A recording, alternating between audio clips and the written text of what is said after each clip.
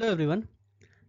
आज मैं एक और वीडियो लेकर आ चुका हूं और इस वीडियो में जैसा कि आप देख रहे होंगे मैं यहां पे सैम्पल पेपर सॉल्व कराऊंगा जो कि सीबीएसई बोर्ड ने पोस्ट किया है अपने ऑफिशियल वेबसाइट पर। इस पहले जो वीडियो में मैं आपको यहां पर सैम्पल का जो सेट ए है वो सॉल्व कराऊंगा। ओके। और मैं कोशिश करूंगा इसको 3 वीडियो में कवर करने की। सेट ए, सेट बी और सेट सी मीन्स 3 पार्ट में मैं इस वीडियो को कवर करूंगा। ओके। सैम्पल पेपर को, अदरवाइज ये बहुत लंबा बन जाएगा, तो आपको पार्ट वाइज मिलेगा तो आप इसको प्रिपेयर करने में भी आपको आसानी होगा। ओके, तो चलिए स्टार्ट करते हैं और देखते हैं इसमें क्वेश्चन किस तरह के बोर्ड ने दिए हैं। ओके, पहला क्वेश्चन देखते हैं। हाँ, तो पहला क्वेश्चन है the graph of a quadratic polynomial px passes through the point -6, 0, 0, -30, 4, -20 and 6, 0. The zeros of the polynomial are. अब देखिए, सबसे पहले तो अगर मैं यहाँ पर आपको कुछ चीज़ें याद दिलाऊं पॉलिनोमियल चैप्टर का, तो आपको याद होगा कि जो जीरोज होते हैं वो क्या होते हैं। जैसे मान लीजिए मैंने एक क्वेश्चन एक का ग्राफ ड्रॉ किया, ये सपोज इसने इस लाइन एक्स एक्सिस को, ये एक्स एक्सिस है और ये वाई एक्सिस है। तो एक्स एक्सिस को जितनी बार भी काटेगा, जिस पॉइंट पे काटेगा, वो उसका क्या हो जाएगा, सॉल्यूशन हो जाएगा। ओके, तो यहां पर ध्यान से देखिए, इस पॉइंट पे जो जीरो होता है इसका मतलब है वाई जो है यहाँ पे क्या होगा, जीरो होगा। जितने भी पॉइंट यहाँ पे हैं वाई जीरो होगा। पहला पॉइंट -6, 0 है, इसमें लास्ट में जीरो है, ये पॉसिबल है। ओके, लेकिन सेकेंड में जो पॉइंट दिया हुआ है 0,30, इसमें ये y जीरो नहीं है और थर्ड वाले में भी y जीरो नहीं है। इसका मतलब है 4, -20, ये दोनों तो नहीं होगा। इसमें से 6, 0 और -6, 0 क्या होगा, सॉल्यूशन पॉसिबल है। ये दो वैल्यूज इसके पॉसिबल सॉल्यूशन है। और मतलब मान लीजिए ये पॉइंट है -6, 0 और ये पॉइंट है 6, 0। ओके, तो अगर मैं कहूं जीरोस की बात करूंगा तो ये जो वैल्यू -6 और ये जो 6 है ये इसके क्या हो जाएंगे, जीरोस हो जाएंगे। मींस वैल्यू ऑफ x ही क्या होगा, उसका सॉल्यूशन होगा। इसका मतलब ऑप्शन नंबर डी इसका क्या है, करेक्ट है। ओके, होप सो समझ में आया होगा। आगे बढ़ते हैं, नेक्स्ट क्वेश्चन देखते हैं, सेकंड क्वेश्चन की तरफ बढ़ते हैं। The value of k for which the system of equation 3x minus ky is equal to 7 and 6x plus 10y is equal to 3 is inconsistent। अब इनकंसिस्टेंट की कंडीशन आपको याद होनी चाहिए। विदाउट इनकंसिस्टेंट कंडीशन आप सॉल्व नहीं कर सकते हैं। तो लीनियर इक्वेशन है, इनकंसिस्टेंट का कंडीशन मीन्स जिसमें नो सॉल्यूशन हो। क्या हो, नो सॉल्यूशन। 3 कंडीशन आपने पढ़ा था, unique solution, okay, infinite solution और नो सॉल्यूशन। तो inconsistent means no solution. Okay, no solution की अगर मैं बात करूंगा तो कंडीशन क्या है, a1 upon a2 equal b1 upon b2 is not equal to c1 upon c2। इसमें वैल्यू रखते हैं, ये है a1, मतलब a1 क्या है, 3 है। पहले इक्वेशन से मैंने a1 का वैल्यू 3 यहां पे रखा, a2 क्या है, 6 है, 3/6 हो जाएगा।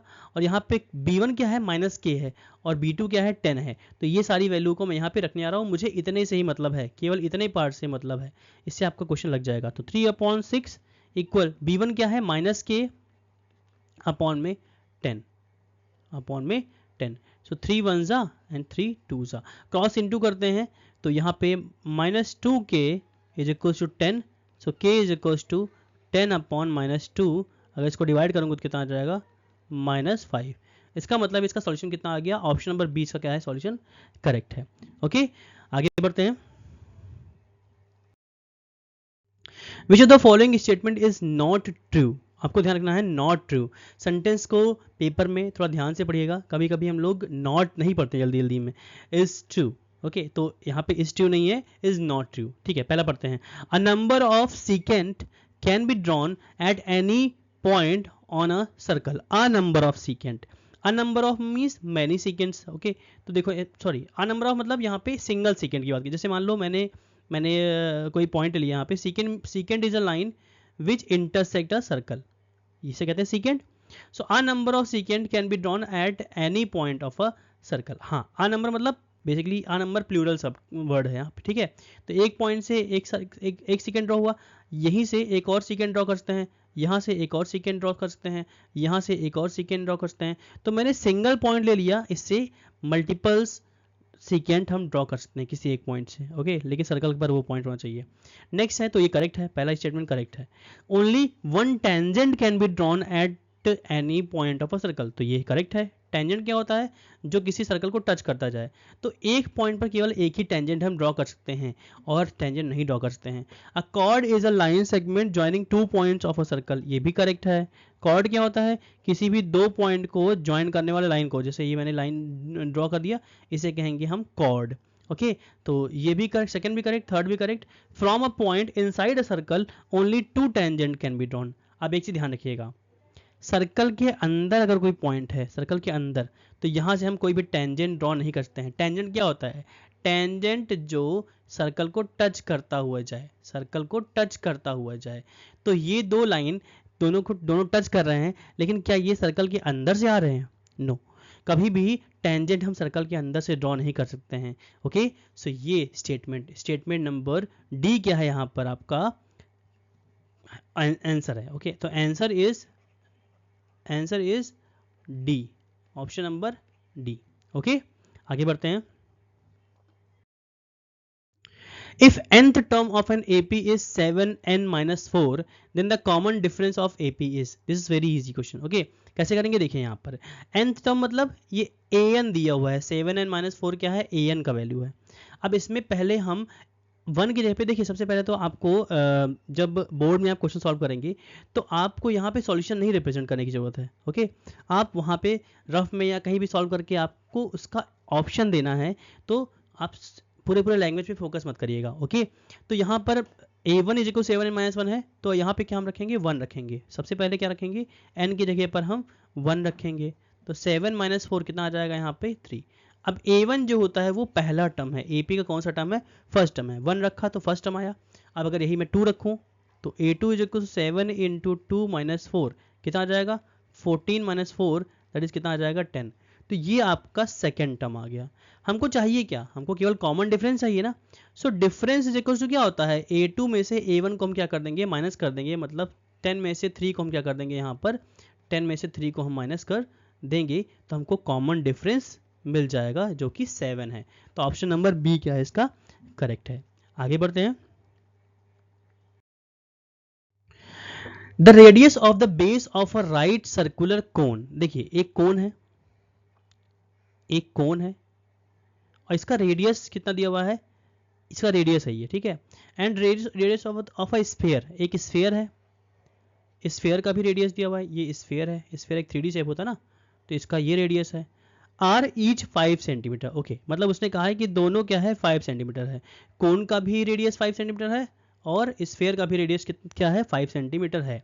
If the volume of cone is equal to the volume of sphere then the height of the cone is. अब ऐसे क्वेश्चन करने के लिए आपको दोनों का फॉर्मूला याद होना चाहिए। तो उसने कहा वॉल्यूम ऑफ कोन जो है वो इक्वल है वॉल्यूम ऑफ स्फीयर के। तो कोन का वॉल्यूम का फॉर्मूला क्या होता है? 1/3 पाई आर स्क्वायर एच। और वॉल्यूम ऑफ स्फीयर क्या होता है? 4/3 पाई आर क्यूब। सिंपल है। अब देखिए यहाँ पर मैं पाई का वैल्यू यहाँ नहीं रखूंगा, मुझे एच निकालना है, ओके। तो एच इज इक्वल टू अगर मैं यहाँ निकालूंगा तो यहाँ पे 4/3 पाई आर क्यूब था। ये 3 अपॉन में है, उधर कहाँ जाएगा? अगर मैं ट्रांसपोज करूंगा उधर राइट में तो ये 3 उधर जाकर इनटू में जाएगा। और पाई आर स्क्वायर कहाँ जाएगा? अपॉन में जाएगा, क्योंकि ये इनटू में है। तो इसमें पाई आर स्क्वायर को 3 के अपॉन में लिख देता हूँ, 3 के अपॉन में लिख देता हूँ पाई आर स्क्वायर। देखिए इस 3 से ये 3 कैंसिल, इस पाई से ये पाई कैंसिल, और ऊपर आर क्यूब है। आर क्यूब मतलब क्या? आर क्यूब मतलब आर इंटू आर, 3 बार इंटू ना, और नीचे क्या है? आर स्क्वायर है, मतलब आर इंटू आर, 2 बार आर। और आर का वैल्यू सेम है इसलिए हम आर को काट देंगे, ठीक है। मैं वैल्यू नहीं रख रहा हूँ क्योंकि दोनों का वैल्यू सेम ही है, इसलिए कट ही जाएगा। ये कट गया और ये कट गया। तो बेसिकली 4 आर आया और आर का वैल्यू हमको पता है कितना है? 5। तो 4 5 जा 20, क्या आया 20 सेंटीमीटर h आ गया। ओके आगे बढ़ते हैं, क्वेश्चन देखते हैं next. If tan theta is equal to 5/2, tan theta is equal to 5/2, then 4 sin theta plus cos theta upon 4 sin theta minus cos theta। Very easy question. सबसे पहले तो आपको यहाँ पे देखो tan थीटा दिया हुआ है, tan theta is equal to 5/2 और tan होता क्या है, tan होता है p/b के equal. Okay so perpendicular basically क्या है, ऊपर वाला वैल्यू परपेंडिकुलर हो गया, नीचे वाला वैल्यू क्या हो गया, बेस हो गया। तो p जो है वो है 5 और बेस जो है वो है 2। आप इसके साथ में k भी मान सकते हो लेकिन कोई रिक्वायरमेंट नहीं है यहाँ के लिए। तो p और b अगर दे दिया तो आप h निकाल सकते हैं पाइथागोरस थ्योरम से। h स्क्वायर जो होता है वो होता है p square plus b square. Perpendicular है 5 तो रख देते हैं 5 स्क्वायर, बेस है 2 स्क्वायर, 5 स्क्वायर हो जाएगा 25, 2 स्क्वायर हो गया 4, ऐड कर देंगे 29 आ जाएगा। तो स्क्वायर हटेगा क्या लग जाएगा उधर, रूट। तो h आ गया √29। अब यहाँ पे वैल्यू रखते हैं फटाफट। Okay 4 sine theta, 4 sine theta plus cos theta upon 4 sine theta minus cos theta. So 4 sine क्या होता है p अपॉन h के इक्वल होता है, कॉस क्या होता है b अपॉन h के इक्वल होता है, upon 4 p upon h minus b upon h। अगर मैं सारा वैल्यू रखूं, देखिए बच्चे गलती बहुत करते हैं, इस 4 से 4 को काट देते हैं, ये मत करिएगा। ओके बीच में प्लस और माइनस के कारण गलती होगी अगर आपने 4 को काट दिया। ओके 4 कटेगा नहीं। ओके सो वैल्यू रखते हैं 4, परपेंडिकुलर है 5 अपॉन हाइपोटेन्यूज आया है √29 प्लस बेस है 2 upon 29 whole upon 4 into perpendicular है 5 अपॉन 29 माइनस 2 अपॉन 29। इसको सॉल्व करते हैं 20 प्लस 2 और दोनों के अपॉन में √29 इसलिए √29 मैंने एक बार लिख दिया है, 29 एक बार लिख दिया है और यहाँ पे 20 माइनस 2 और इसके अपॉन में √29 हो गया। अब ये √29 क्या हो जाएगा, कट जाएगा। तो 20 plus 2 22 upon 20 minus 2 that is 18, divide कर देंगे 11/9। आंसर क्या आ गया 11/9। ऑप्शन नंबर ए इसका क्या है, करेक्ट है। ओके इजी है, ध्यान से करेंगे, स्टैंडर्ड पेपर है लेकिन ये है इजी अगर आप ध्यान से करेंगे तो देखिए बोर्ड बहुत ज़्यादा टफ क्वेश्चन नहीं देता है कि हाँ एकदम बहुत एडवांस लेवल क्वेश्चन देगा। ओके देखिए 60% 70% क्वेश्चन जो होते हैं वो एक ऐसा क्वेश्चन होगा जो बच्चे कर पाएंगे, जो आपके लिए डुएबल होंगे। ओके कुछ क्वेश्चन बोर्ड देता है जो एक स्टैंडर्ड लेवल का होता है, जो बच्चे जो अच्छे होंगे वो कर पाएंगे। ओके तो फाइट आपके लिए करना है केवल जो 10 to 20% है उसके लिए आपको एक्सट्रीम लेवल फाइट करना पड़ता है, थोड़ा ज़्यादा मेहनत करना पड़ता है। बाकी आप 80% 70% आप अचीव कर सकते हो अगर आप एक अच्छे स्टूडेंट हो, एक एवरेज स्टूडेंट हो और आप रेगुलर बेसिस पे आप एक प्लानिंग के अकॉर्डिंग पढ़ते हो। ओके सो आगे देखते हैं, क्वेश्चन नंबर 7 की तरफ बढ़ते हैं। In the given figure, a tangent has been drawn at a point P on the circle centered at O. Okay, if angle TPQ is equal to 110 degree. अब देखिए यहाँ पे मैं डायग्राम में दिखाता हूँ आपको एंगल TPQ, ये जो एंगल है यहाँ से लेकर यहाँ तक ये कितना है 110 डिग्री है। ओके हमको निकालना क्या है, देन POQ निकालना है। POQ मतलब ये जो सेंटर पे जो एंगल बन रहा है हमको इस सेंटर का एंगल निकालना है। देखिए कैसे निकालेंगे, अगर आपको रूल पता हो तो टेंजेंट जो है ओपी क्या है, OP is a tangent on this line, ये जो लाइन है इस पर ओपी क्या है, टेंजेंट है। और टेंजेंट जो होता है वो बेसिकली 90 डिग्री, मतलब यहाँ पर ये इतना एंगल क्या है, एंगल TPO क्या है 90 डिग्री है, एंगल TPO क्या है 90 डिग्री है। और ये पूरा एंगल 110 दिया हुआ है। तो अगर 110 में से अगर मैं TPO को मतलब ये एंगल 90 डिग्री को माइनस कर दूंगा तो ये एंगल अंदर वाला एंगल क्या आ जाएगा 20 आ जाएगा। तो मैं करके दिखाता हूं, देखिए बहुत इजी है। टेंजेंट कलर चेंज करते हैं, tangent is perpendicular to the radius, या आप ये कह सकते हैं radius is perpendicular to tangent, both are same. Okay, तो ओपी क्या है, ओपी एक रेडियस है ना, तो रेडियस जो है वो इस परपेंडिकुलर टेंजेंट पर क्या होगा, परपेंडिकुलर होगा। So angle T P O जो होगा वो कितना आएगा, 90 डिग्री आ गया। अब अगर आप ओ पी क्यू निकालोगे, एंगल ओ पी क्यू निकालोगे तो 110 में से इस 90 को क्या कर दोगे आप, माइनस कर दोगे, और जैसे ही माइनस करोगे तो आपको ये अंदर वाला एंगल 20 डिग्री मिल गया है। अब ध्यान से देखिए, OP और OQ क्या है, इक्वल है, रेडियस है ना भाई, रेडियस एक सर्कल में क्या होता है, इक्वल होता है, तो OP और OQ क्या है, इक्वल है। अगर ये इक्वल है तो ट्रायंगल कौन सा होगा, आइसोसेलेस ट्रायंगल होगा। और आइसोसेलेस ट्रायंगल की प्रॉपर्टी क्या होती है कि अगर ये दो साइड्स इक्वल हैं तो इनके अपोजिट के एंगल, मतलब एंगल ये angle P O P Q जो है वो इक्वल होगा एंगल ओ क्यू पी के, मतलब इस एंगल के क्या होगा, इक्वल होगा। ये दोनों छोटे छोटे एंगल क्या होंगे, इक्वल होंगे। सो यहाँ पर शॉर्ट में करते हैं, डायरेक्ट वैल्यू निकालते हैं कि ये जो एंगल होगा, ये जो एंगल है, ये एंगल 20 आया, मैंने निकाला भी, तो ये एंगल भी क्या हो जाएगा, ये एंगल भी हो जाएगा 20 डिग्री। और ट्रायंगल के तीनों एंगल का सम कितना होता है, ट्रायंगल के तीनों एंगल का सम 180 डिग्री होता है। इसका मतलब है 20 प्लस 20 प्लस इसको मैं मान लेता हूँ x is equal to 180 degree, तो x इज इक्वल कितना हो जाएगा 180, और ये 20 हो गया 40, मैंने इधर भेज दिया राइट में, सब्ट्रैक्ट हो गया, एंगल आ गया 140 डिग्री। आपका ऑप्शन नंबर सी यहाँ पे क्या है, एग्जैक्ट करेक्ट है। ओके, सो होप सो समझ में आया होगा। आगे बढ़ते हैं, देखते हैं नेक्स्ट क्वेश्चन। हाँ, सो अगला क्वेश्चन जो है, a quadratic polynomial having zeros minus under root 5/2 and under root 5/2 is, यहाँ पर ध्यान से देखिएगा, क्वेश्चन बहुत अच्छा है और ज़्यादा टफ नहीं है, बस इसमें पता होना चाहिए आपको फॉर्मूला। तो सबसे पहले तो अल्फा जीरोस को कहते हैं अल्फा और बीटा, तो अल्फा है अंडर रूट 5/2 और बीटा जो है वो है अंडर रूट 5/2। अगर पॉलिनोमियल का फॉर्मूला अगर आपको पता हो तो पॉलिनोमियल का फॉर्मूला होता है, बाहर के होता है और अंदर क्या होता है, x square minus sum of, इसको मैं यहाँ पे बिग ब्रैकेट करता हूँ, sum of zeros into x plus product of zeros.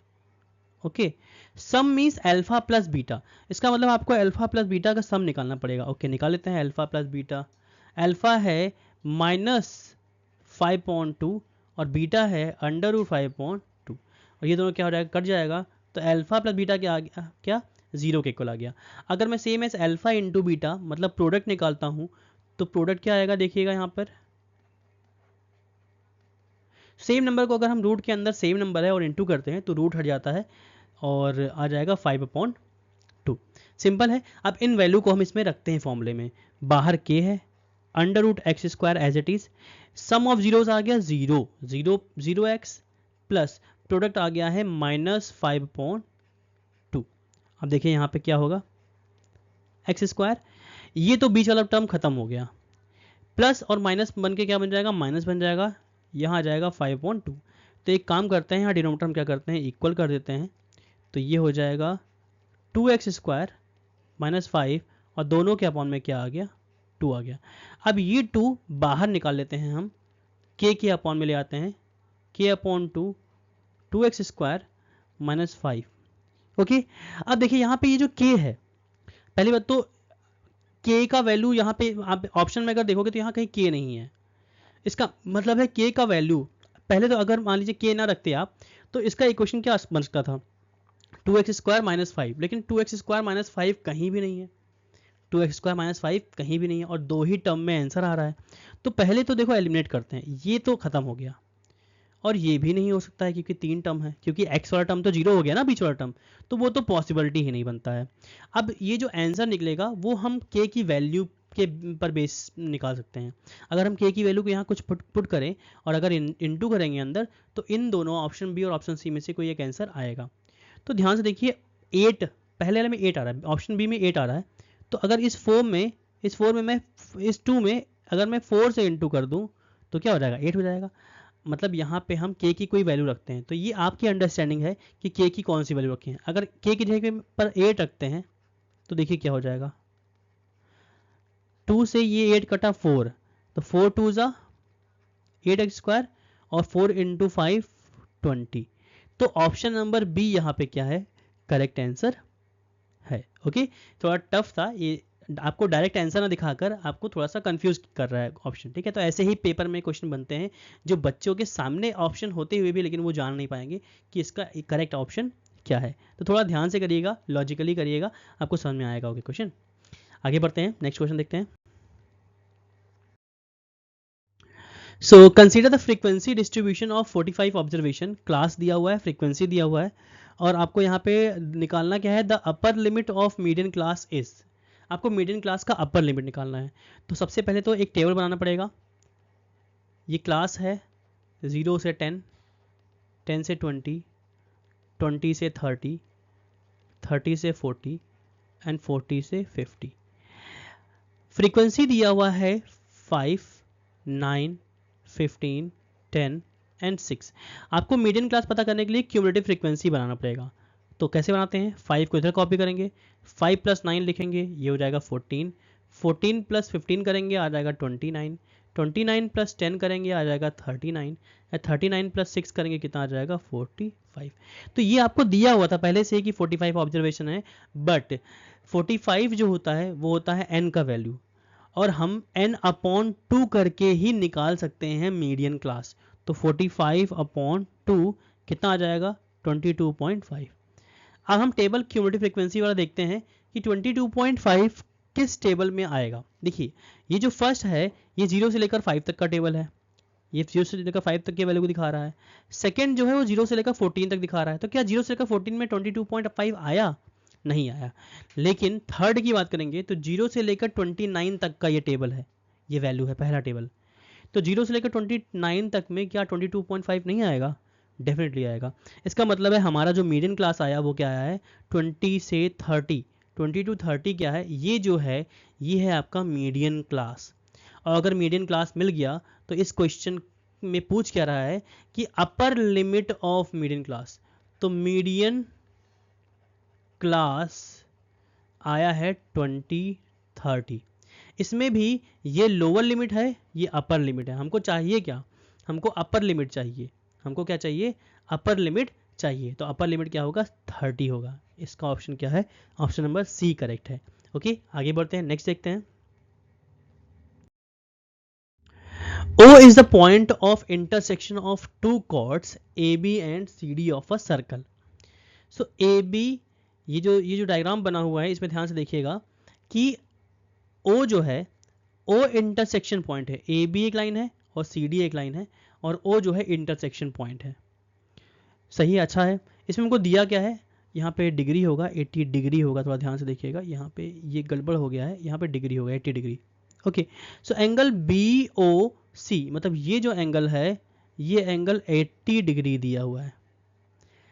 अब ध्यान से देखिए हमको क्या करना है, हमको कुछ कंडीशन दिया हुआ है कि अगर ट्रायंगल ODA, हमको क्या निकालना है, triangle ODA and OBC। ODA मतलब ये जो ट्रायंगल है ये ट्रायंगल, और इस ट्रायंगल में रिलेशन क्या है हमको पता करना है। तो इजी है, देखिएगा यहाँ पे ये 80 है तो ये एंगल भी क्या हो जाएगा 80 हो जाएगा। कौन से रूल से, वर्टिकली अपोजिट एंगल के रूल से ये 80 हो गया। ठीक है, अब देखिए ये साइड और ये साइड दिया हुआ है इक्वल। क्लास 9th का एक थ्योरम कहता है कि सर्कल के अंदर जो कॉर्ड्स अगर एक दूसरे को इंटरसेक्ट करते हैं तो अगर ये करस्पॉन्डिंग छोटे छोटे पार्ट्स इक्वल हैं, मतलब AB और CD क्या है, कॉर्ड ही तो है। AB और CD क्या है, कॉर्ड है। और कॉर्ड में भी AO जो है वो DO के क्या है, इक्वल है। तो अगर AO जो है वो DO के इक्वल है तो ध्यान रखिएगा क्लास 9 का एक थ्योरम है कि AO और OD अगर इक्वल है तो OB और OC भी क्या होगा, इक्वल होगा। तो यहाँ से इस थ्योरम से पता चल रहा है कि OB और OC भी क्या है, दो साइड इक्वल है। अगर दो साइड अगर इक्वल होते हैं तो ट्रायंगल कौन सा बनता है, आइसोसेलेस बनता है। इसका मतलब है OBC एक आइसोसेलेस ट्रायंगल है। तो इक्विलैटरल तो पहले ही कैंसिल हो गया, ऑप्शन नंबर ए तो कैंसिल हो गया। अब ऑप्शन नंबर बी, सी या डी में से कोई करेक्ट होगा। अब देखिए एक रूल और है, एंगल सबटेंडेड इन अ सेम सेगमेंट। अगर आप इस सर्कल को देखेंगे तो ये सर्कल बन रहा है, इस सर्कल में AC एक आर्क है, angle subtended by this arc at the remain part is always equal. Means अगर सेम सेगमेंट में जो एंगल होते हैं वो क्या होते हैं, हमेशा इक्वल होते हैं। और इस आर्क ने दो एंगल बनाया है ऊपर, ध्यान से देखिए, AC ने एक एंगल ADC बनाया है और AC ने ही एक एंगल ABC भी बनाया है। ADC और ABC दो एंगल क्या है, इक्वल है। ये आपके 9th की प्रॉपर्टी कहती है। मतलब ये एंगल ADC और एंगल ABC ये दोनों क्या होंगे, इक्वल हैं। तो अब देखिए प्रॉपर्टी कौन सी लग रही है यहाँ पर। सबसे पहले triangle AOD and triangle BOC में एंगल AOD जो है वो एंगल BOC के क्या है, इक्वल है, वर्टिकली अपोजिट एंगल के रूल से इक्वल है ना। और एंगल ADC जो है वो इक्वल है एंगल ABC के। यहाँ पर angle on a same segment का रूल लग रहा है, एंगल ऑन सेम सेगमेंट। अब सिमिलरिटी की प्रॉपर्टी कहती है कि अगर किसी दो ट्रायंगल में अगर दो एंगल इक्वल मिल जाते हैं तो वो सिमिलर भी होते हैं। तो इसका जो ऑप्शन होगा वो क्या होगा, बी होगा, आइसोसेलेस एंड सिमिलर। दोनों ट्रायंगल क्या है, आइसोसेलेस भी है और सिमिलर भी है। ओके, सो आगे बढ़ते हैं, देखते हैं अगला question. Second question 11th question कह रहा है the roots of a quadratic equation this are. बहुत इजी है। सबसे पहले तो देखिए एक तरीका है इसका फैक्टर करके, लेकिन फैक्टर बनेगा नहीं। इसको अगर मैं क्वाड्रेटिक फॉर्मूले से करता हूँ डायरेक्ट, x² + x - 1। ओके, तो क्वाड्रेटिक फॉर्मूला क्या है, -b + -√b² - 4ac और पूरे के अपॉन में क्या है, 2a है। तो वैल्यू रखते हैं। b क्या है यहाँ पर, b है 1, तो ±√b² 1 का स्क्वायर -4 × 1 × 1। ओके, c क्या है, -1 है ना, c ये है ना, c -1 है और अपॉन में क्या है, अपॉन में 2 × 1। इसको सॉल्व करते हैं, -1 + -√1 का स्क्वायर क्या हो जाएगा, 1 हो जाएगा। और दो माइनस है, देखिए -4 और -1 का इंटू होगा तो +4 हो जाएगा ना, तो ये हो जाएगा +4 और पूरे का अपॉन में क्या आ गया, 2 आ गया। तो -1 ± √5 अपॉन में 2a। तो अगर ध्यान से देखिएगा तो देखिए ओवरऑल आंसर यहाँ पे क्या आ रहा है, एक √5 जो है वो क्या है, इरेशनल है कि नहीं है। √5 जो है वो इरेशनल है। अगर आपने 10th की प्रिपरेशन अच्छे से की होगी, पहला चैप्टर अच्छे से लगाया होगा, तो आपको पता होगा कि √5 एक इरेशनल नंबर है। तो पहला नॉट रियल तो आएगा नहीं, नॉट रियल नहीं आएगा क्योंकि √5 है और रूट के अंदर निगेटिव नंबर नहीं है। रियल एंड इक्वल भी नहीं है क्योंकि कंडीशन क्या है, रूट के अंदर जो वैल्यू है वो 0 से बड़ा है।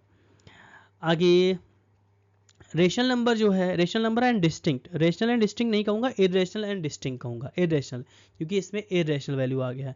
तो ऑप्शन नंबर इसमें कौन सही होगा, ऑप्शन नंबर ए करेक्ट है, क्योंकि √5 जो है वो क्या है, √5 जो होता है वो एक इरेशनल नंबर है, √5 एक इरेशनल नंबर है, इसलिए ऑप्शन नंबर ए करेक्ट होगा, इरेशनल एंड डिस्टिंक्ट। डिस्टिंक्ट क्यों, क्योंकि ये प्लस माइनस यहाँ लगा हुआ है, डिस्टिंक्ट मतलब अलग अलग आंसर आएगा, एक बार प्लस एक बार minus. Okay, option number A correct है। आगे बढ़ते हैं क्वेश्चन नंबर 12 की तरफ। If theta is equal to 30 degree then find the value of 3 tan theta. ये बहुत इजी है, सीधे सीधे वैल्यू रखना है आपको, tan 30 डिग्री। सो 3 tan 30 की वैल्यू होता है 1/√3। सो आंसर क्या आ गया, 3/√3। ऑप्शन नंबर सी इसका क्या है, करेक्ट है। सीधा सीधा आंसर दे दिया, आपको दिखा दिया इस आंसर, है ना। आगे बढ़ते हैं। हाँ, सो अगला क्वेश्चन क्या है, अगला क्वेश्चन यहाँ पे लिखा हुआ है the volume of a solid hemisphere. यहाँ पे वॉल्यूम से हेमीस्फीयर का दिया हुआ है। हेमीस्फीयर कैसे शेप होता है, यही तो होता है हेमीस्फीयर, एक स्फीयर होता है, ये स्फीयर का हाफ, स्फीयर के हाफ को कहते हैं हेमीस्फीयर। ठीक है, तो हेमीस्फीयर का फॉर्मूला यहाँ पे वॉल्यूम दिया हुआ है, तो वॉल्यूम को वॉल्यूम के फॉर्मूले के इक्वल करेंगे। सो 4/3 और यहाँ पे 1/2 से इंटू कर देते हैं, क्योंकि 4/3 πr³ जो होता है, πr³ जो है वो स्फीयर का वॉल्यूम का फॉर्मूला होता है। इसमें 1/2 से इंटू कर देंगे तो ये हाफ हो जाएगा। तो क्या दिया हुआ है 396/7। इस 2 से इस 4 को काट देते हैं तो ये हो जाएगा 2/3। वैल्यू पाई का होता है 22.7।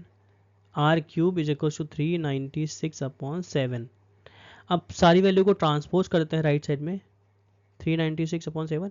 ये 3 और 7 अपॉन में है तो इसको उधर भेजेंगे इंटू में जाएगा और 2 और 22 डिवाइड में जाएगा। ओके, क्रॉस इंटू करता हूँ मैं। सो 3 × 7 और 2 × 22 अपॉन में गया। ओके, सो इस 7 से ये 7 कैंसिल, 11 2 जा 11 36 जा, और ये 2 2 जा नीचे क्या है 4 लिखा हुआ ना, 2 × 2 अगर इंटू करोगे तो 4 आएगा ना। तो एक काम करते हैं 4 से इसको डिवाइड करेंगे तो ये 9 हो जाएगा। अब 9 × 3 कितना आ जाएगा 27। तो आर क्यूब आ गया 27। अगर यहाँ पे क्यूब हटाएंगे तो क्या लगेगा क्यूब रूट लगेगा, और 27 का क्यूब रूट पता होना चाहिए आपको, बोर्ड का एग्जाम देने आ रहे हो आप। तो 27 क्यूब रूट कितना है 3 है। तो आर का वैल्यू कितना आ गया 3। अब हमको निकालना क्या है टोटल सरफेस एरिया निकालना है हेमीस्फीयर का। तो टीएसए निकालना है। तो टीएसए का फॉर्मूला होता है 3πr²। So 3 as it is, pi है 22.7, आर है 3 का स्क्वायर मतलब 3 × 3। सो 3 3 जा 9, 3 जा 27, 27 × 22/7। अगर इंटू करेंगे तो क्या आएगा 495, 594/7, ऑप्शन नंबर बी। ओके, आगे बढ़ते हैं, नेक्स्ट क्वेश्चन देखते हैं। In a bag containing 24 ball, 4 are blue, 11 are green, and the rest are white.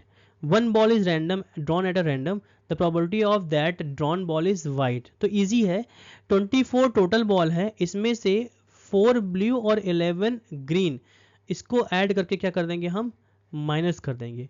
तो हमको 9 क्या मिल जाएगा वाइट बॉल मिल गया। कितने वाइट बॉल है 9 वाइट बॉल है, और टोटल कितने टोटल बॉल है। तो प्रोबेबिलिटी ऑफ वाइट बॉल निकालेंगे, क्या आ जाएगा फेवरेबल आउटकम, मतलब 9 बॉल है टोटल वाइट, और अपॉन में टोटल कितने हैं 24। 3 से काटते हैं, 3 3 जा 9 एंड 3 8 जा 24। ऑप्शन आ गया 3/8, ऑप्शन नंबर बी करेक्ट है। आगे बढ़ते हैं, क्वेश्चन नंबर 15 देखते हैं। The point on the x-axis nearest to the point -4, -5। इसको करने के लिए मैं आपको एक लाइन ड्रॉ करके ग्राफ ड्रॉ करके दिखाता हूँ तो ज़्यादा इजी समझ में आएगा। देखिए ये नेगेटिव वैल्यू है, नेगेटिव वैल्यू -4, -5 किस एक्सिस में जाएगा, किस क्वाड्रेंट में जाएगा। फर्स्ट में ये प्लस प्लस होता है, सेकेंड में ये माइनस प्लस होता है, थर्ड में ये माइनस माइनस होता है, और फोर्थ में ये प्लस माइनस होता है। तो ध्यान से देखिए -4, -5 है ना, -4, -5, तो ये है -1, ये है -2, ये है -3, ये है -4, और यहाँ पे देखिए ये -1, ये -2, ये -3, ये -4, और ये है -5। अगर इस पॉइंट को ड्रॉ करूँगा तो क्या आएगा -4, -5, तो यहाँ कहीं आपको ये पॉइंट मिलेगा -4, -5। अब इस पॉइंट का हमको x एक्सिस से नियरेस्ट पॉइंट बताना है। ये है x एक्सिस और ये है y एक्सिस। तो ये जो डिस्टेंस है, इस डिस्टेंस की बात किया है इसने, नियरेस्ट डिस्टेंस। तो यहाँ से लेकर यहाँ तक डिस्टेंस क्या है वो आपको ये बताएगा। ये -5 डिस्टेंस है, क्या है -5। तो the point on x axis nearest to the point, तो ये पॉइंट है नियरेस्ट ना भाई, यहाँ से ये नियरेस्ट है x एक्सिस से, क्योंकि क्रॉस में तो सारे पॉइंट डिस्टेंस दूर हो जाएगा ना। तो शॉर्टेस्ट डिस्टेंस जो होता है वो हमेशा परपेंडिकुलर लाइन होता है, ध्यान रखिएगा। तो ये पॉइंट शॉर्टेस्ट है, इसका कोऑर्डिनेट क्या हो जाएगा -4, 0। तो ऑप्शन नंबर बी क्या है इसका करेक्ट आंसर है। होप समझ में आया होगा। आगे बढ़ते हैं, नेक्स्ट क्वेश्चन देखते हैं। Which of the following gives the middle most observation of the data? Which of the following gives the middle most observation of the data? So that is median. Median क्या होता है middle most, सबसे centre का value. देखो mean जो होता है, mean क्या है, ये मीन ऑप्शन नहीं है आपको करेक्ट है। मीन जो है वो क्या होता है, वो एवरेज होता है। ओके, सो इसको आप एवरेज मान सकते हैं। रेंज आप निकाल लेते हो, है ना, रेंज किसी मीन्स कहते हो कहाँ से कहाँ तक का डेटा जा रहा है उसे कहते हैं रेंज। मतलब मीन्स सबसे स्मॉलेस्ट वैल्यू और सबसे लार्जेस्ट वैल्यू, उनके बीच का डिफरेंस जो होता है उसे कहते हैं रेंज। और मोड तो पता ही होगा, हाईएस्ट फ्रीक्वेंसी जिसकी होती है। तो ये सब में से केवल एक ही ऑप्शन करेक्ट है, जो कि है मीडियन। मीडियन क्या है आपका, ऐसा नंबर है जो मिडिल वैल्यू को दिखाता है। ओके, आगे बढ़ते हैं next number. A point on the x-axis divides the line segment joining the point -2, 2, -3 and 5, 6। Okay, दो पॉइंट्स है, एक पॉइंट है A 2, -3 और एक पॉइंट है B जो कि है 5, 6। ये दो पॉइंट्स दिए हुए हैं B पॉइंट, और इनको एक कोई पर्टिकुलर लाइन काटता है। किस रेशियो में काटता है, 1:2 में काटता है। तो फॉर्मूला आपको सेक्शन फॉर्मूला याद होगा, ये है x1, ये है y1, इसको मानते हैं x2, ये होता है y2, और ये है m और ये है m और n। क्या है, m और m1 m2 भी मान सकते हो या mn भी मान सकते हो। तो चलो ठीक है, पॉइंट का कोऑर्डिनेट निकालते हैं। कोऑर्डिनेट का फॉर्मूला क्या हो जाएगा, सीधे सीधे लिखते हैं, x इज कुछ क्या हो जाएगा, m x2 plus n x1 upon m plus n। m है आपका 1 इंटू x2 है 5 प्लस n है 2, x1 है 2 अपॉन 1 प्लस 2। सॉल्व करेंगे, 5 प्लस 4 अपॉन 3 हो जाएगा 9 अपॉन 3, 3 3 ज़ा 9। तो x आ गया 3। अब देखो, इसमें तो x3 है नहीं कैंसिल, इसमें x3 है नहीं कैंसिल, इसमें x3 है नहीं कैंसिल, बचा क्या, ऑप्शन नंबर सी करेक्ट बचा। इस तरह से आप ऑप्शन एलिमिनेट करके भी कर सकते हैं, सेकंड वैल्यू निकालने की जरूरत ही नहीं पड़ेगा। ओके, आगे बढ़ते हैं, क्वेश्चन नंबर 18 देखते हैं।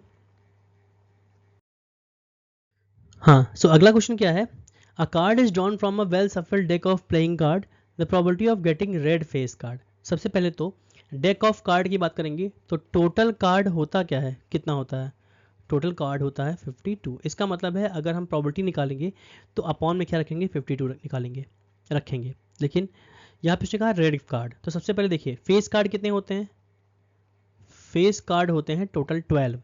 इस 12 में से 6 रेड होता है और 6 क्या होता है, ब्लैक होता है। हमको प्रोबेबिलिटी चाहिए किसका, 6 रेड का। तो probability of red face card, red face card कितना आएगा, 6 अपॉन 52। ओके, सो 2 3 ज़ा एंड अगर इसको काटेंगे तो आएगा 26। इसका मतलब है 3 अपॉन 26। ऑप्शन नंबर डी इसका क्या है, करेक्ट है। आगे बढ़ते हैं, नेक्स्ट क्वेश्चन देखते हैं। हाँ, सो अगला क्वेश्चन जो है, अगले दो क्वेश्चन जो है वो असर्शन रीजन के हैं, और केवल इस वीडियो में आपको मैं केवल 20 तक क्वेश्चन कराऊंगा। असर्शन रीजन में कुछ कंडीशंस होती हैं, ध्यान से देखिएगा। असर्शन जो है एक तरह का स्टेटमेंट होता है, ये जो असर्शन है वो क्या है, एक तरह का स्टेटमेंट है, और रीज़न जो है वो बेसिकली किसी पर्टिकुलर असर्शन का एक्सप्लेनेशन होना चाहिए। रीज़न मतलब क्या, किसी का रीज़न देना, किसी को एक्सप्लेन करना। तो बेसिकली यहाँ पर ऑप्शन कैसे होंगे, ऑप्शन नंबर ए जो है, both assertion and reason are true and reason is the correct explanation of assertion. मतलब अगर रीजन ने एक्सप्लेन किया है असर्शन को तो ऑप्शन नंबर ए करेक्ट होगा। ऑप्शन नंबर बी क्या है, both assertion and reason are true and reason is not the correct explanation of assertion. मतलब रीजन ने एक्सप्लेन नहीं किया, दोनों इंडिविजुअली तो सही है, लेकिन रीजन ने असर्शन को एक्सप्लेन नहीं किया है, दोनों अलग अलग बात बता रहे हैं, तब ऑप्शन नंबर बी हो जाएगा। ऑप्शन नंबर सी क्या है, assertion is true but reason is false. मतलब असर्शन सही होगा, रीजन फॉल्स हो जाएगा, तो ऑप्शन नंबर सी लगाएंगे, और असर्शन फॉल्स होगा, रीजन ट्रू होगा, तो ऑप्शन नंबर डी लगाएंगे। तो इस असर्शन रीजन को करने के लिए हमको दोनों को पढ़ना पड़ेगा और देखना पड़ेगा कि दोनों सही बोल रहे हैं कि नहीं बोल रहे हैं। तो देखते हैं, असर्शन कह रहा है पहला, HCF of any two consecutive even natural number is always 2। HCF of two consecutive even natural number is always 2। तो सही बोल रहा है भाई। अगर मैंने दो नंबर ले लिया, सपोज मैं दो नंबर ले लिया 6 और 8, अगर इसका HCF निकालेंगे तो 6 का प्राइम फैक्टर कितना हो जाएगा, 2 इंटू 3, और 8 का क्या हो जाएगा, 2 इंटू 2 इंटू 2। तो कॉमन क्या आया, कॉमन आया 2। इसका मतलब है किसी भी कॉन्टिन्यूस कॉन्जिक्यूटिव मतलब लगातार आने वाले दो इवन नंबर को आप लोगे, जैसे कि 10 हो गया 12, 10 12 हो गया है ना, 12 14 हो गया, 20 22 हो गया। तो बेसिकली जो भी कॉन्जिक्यूटिव नंबर लेंगे आप और उनका अगर आप प्राइम फैक्टर निकाल के अगर आप एचसीएफ निकालोगे तो एचसीएफ हमेशा क्या आएगा, ऑलवेज 2 आएगा। इसका मतलब एसर्शन तो करेक्ट है। अब पढ़ते हैं reason. Even natural numbers are divisible by 2। Even natural number are divisible by 2, अरे ये तो अलग बोल रहा है, मतलब है स्टेटमेंट सही। जितने भी इवन नेचुरल नंबर होते हैं, जैसे मान लो 24 है तो 24 2 से कटता है, 10 नेचुरल नंबर है 2 से कटता है। तो ये दोनों है अपने आप में सही, लेकिन क्या रीजन एक्सप्लेन कर रहा है एसर्शन को? नहीं, रीजन कुछ अलग बता रहा है और एसर्शन अपने बारे में कुछ अलग बता रहा है। तो बेसिकली इसका ऑप्शन नंबर बी करेक्ट होगा। इसमें बच्चे बहुत कंफ्यूज होते हैं, ध्यान रखिएगा, तो थोड़ा ध्यान से करिएगा। ये क्वेश्चन बहुत अच्छे हैं, एसर्शन रीजन के क्वेश्चन आपको 2 नंबर आराम से दिला देंगे। ओके, आगे बढ़ते हैं, नेक्स्ट क्वेश्चन देखते हैं। So assertion, if the radius of sector of a circle is reduced to its half, if the radius of the sector of a circle is reduced to its half and the angle is double, then the perimeter of a sector remains the same। अब देखिए question क्या है, एक circle है, एक circle है और इसका ये है सेक्टर, इसे कहेंगे सेक्टर। अब सेक्टर का रेडियस दिया हुआ है आर और एंगल दिया, सपोज मैंने मान लिया थीटा दिया हुआ है। तो अगर आप इसकी आर्क का लेंथ निकालोगे, आर्क क्या है, ए से लेकर बी तक का लेंथ, अगर आप ये लेंथ निकालते हो, ए बी का लेंथ निकालते हो, इसे कहेंगे लेंथ ऑफ आर्क। तो लेंथ ऑफ आर्क का फॉर्मूला क्या होता है, तो लेंथ ऑफ आर्क का फॉर्मूला होगा theta upon 360 into 2 pi R. अब अगर फर्स्ट केस की बात करेंगे तो पहले तो मैंने थीटा मान लिया और आर मान लिया है, तो ये आ गया, ये आपका जो पहला ये जो आया है, ये क्या है, रियल आपका लेंथ है आर्क का। अब कंडीशन देखते हैं, कंडीशन में क्या कह रहा है, कह रहा है कि अगर हम radius of a sector of a circle is reduce to half, अगर रेडियस को हाफ कर दें, मतलब जो नया आर होगा, न्यू रेडियस जो होगा वो अगर आर का आधा हो जाए और जो जो एंगल है, एंगल जो है वो डबल हो जाए, जो थीटा था वो 2 थीटा हो जाएगा, तो सेक्टर रिमेन सेम। तो चलिए काम करते हैं, निकालते हैं। तो थीटा की जगह पे 2 थीटा मैंने रख दिया और आर की जगह पर मैं आर का हाफ रखूंगा, क्योंकि उसने कहा ना आर हाफ हो जाता है, तो ठीक है। तो ये 2 से ये 2 क्या हो गया, कैंसिल हो गया। अब अगर ध्यान से देखोगे तो theta upon 360 into 2 pi R फिर से आ गया। इसका मतलब है जो उसने कंडीशन बताया वो क्या है, एग्जैक्टली सही बताया है। इसका मतलब असर्शन तो सही है। आगे बढ़ते हैं। The length of a arc subtending angle theta at a center of a circle of radius R. तो आर्क का लेंथ का फॉर्मूला होता है 2 पाई आर। अब देखो इसने क्या किया है, इसने कंफ्यूज करने के लिए, देखो फॉर्मूला क्या होता है, theta upon 360 into 2 pi R होता है ना, तो इस 2 से इसको काट देंगे तो क्या आएगा, थीटा अपॉन 360, नहीं 360 नहीं बचेगा, अपॉन में 180 हो जाएगा ना, कटने के बाद क्या हो जाएगा 180 पाई आर। तो यही तो लिखा हुआ है, लेकिन यहाँ पे रेडियस है, circle of a radius. Okay, the length of a arc subtended angle theta at a center of circle radius. Okay R, okay. तो बेसिकली ये आर का इक्वल नहीं है, ये लेंथ ऑफ आर्क है। ओके, लेंथ ऑफ आर्क है। Okay, तो length of arc का फॉर्मूला ये सही है, मीन्स रीजन भी क्या है, सही है, रीजन भी क्या है, सही है। ओके, अब बेसिकली देखो दोनों में फॉर्मूला सेम यूज हो रहा है, तो बट दोनों एक दूसरे को रिलेट भी तो कर रहे हैं भाई, दोनों में क्या यूज हो रहा है, दोनों में सेम ही फॉर्मूला यूज हो रहा है। इसका मतलब है रीजन ने असर्शन को क्या किया, एक्सप्लेन भी किया है। तो इसका ऑप्शन नंबर ए करेक्ट हो जाएगा। ओके, इसका ऑप्शन नंबर क्या हो जाएगा, A. Assertion, both assertion and reason are correct and reason is the correct explanation of assertion. तो ऑप्शन नंबर ए इसका क्या हो गया, करेक्ट हो जाएगा। ओके, होप्स आपको समझ में आया होगा। और आज के लिए इतना काफ़ी है ना। इस वीडियो में और लंबा करूँगा तो आप बोर हो जाएंगे, है ना, तो 3 पार्ट में बनाऊँगा मैं। सो जितने क्वेश्चन मैंने करा दिए हैं ये बोर्ड के लिए बहुत है, और ध्यान रखिएगा, कोशिश करिएगा कि जो ये 20 क्वेश्चन हैं बोर्ड में आपको आधे घंटे में कराने हैं। देखिए मैंने 45 मिनट अराउंड लिया है इसको सॉल्व करने के लिए, और 45 मिनट क्यों लगा है, क्योंकि मुझे एक्सप्लेन भी करना पड़ा है। ओके, सो मेरे तरीक़ों को देखिए कि मैं क्वेश्चन को कैसे सॉल्व करता हूँ, उसको इम्प्लीमेंट करिए, है ना। और बोर्ड में आधे घंटे, हाफ आवर इस इन क्वेश्चन के लिए सफिशिएंट है। ओके, अपने स्पीड को बढ़ाइए, है ना, तो आपको नंबर 100% बोर्ड में अच्छा मिलेगा। और मैं सैम्पल पेपर भी आगे सॉल्व कराऊंगा, अभी तो ये आपका सीबीएसई का सैम्पल पेपर है, आने वाले टाइम में भी आपको सारे वीडियोस मिलते रहेंगे। तो थोड़ा सपोर्ट करिए और लाइक शेयर सब्सक्राइब करिए, और बाकी नेक्स्ट वीडियो मिलते हैं। Thank you so much.